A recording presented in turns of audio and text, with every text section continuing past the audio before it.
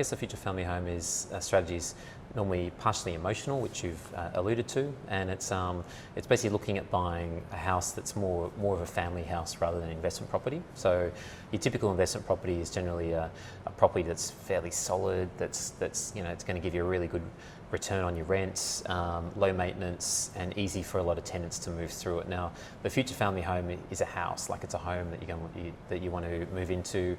It's generally got a big piece of land or a bigger piece of land.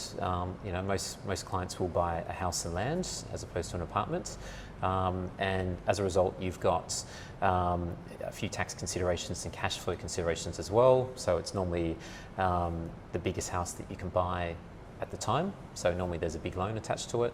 Normally there's also a land tax bill attached to it, as we spoke about in previous episodes. And normally the rental yield may not be as good because you're sitting on a big piece of land with a backyard attached to it as well. There probably will be a few repairs and maintenance bills that you have to deal with, just like I'm dealing with my tenants at the moment. Yes. I like to break it down into kind of the short-term tax considerations versus the longer-term considerations, because they're very different, right? Especially if you're going home in the next 2 to 3 years.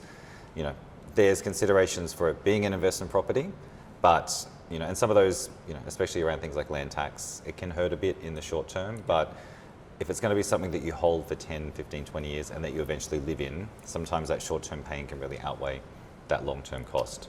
Correct. Yeah, exactly. So I guess the short-term tax considerations that we need to think about will be, as we said, land tax. So that's a cost. It is deductible.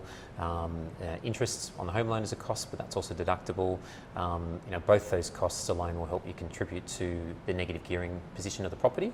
And as a non-resident of Australia, for tax purposes, when you accumulate tax losses in Australia, they'll roll forward forever and wait for you in Australia to be used against either a situation where you return to Australia and start working, start earning taxable income again, and you can earn some tax-free income when you head back to Australia, which is a great result. Or the situation that you never go back, and this is one of the good situations with having a bit of flexibility.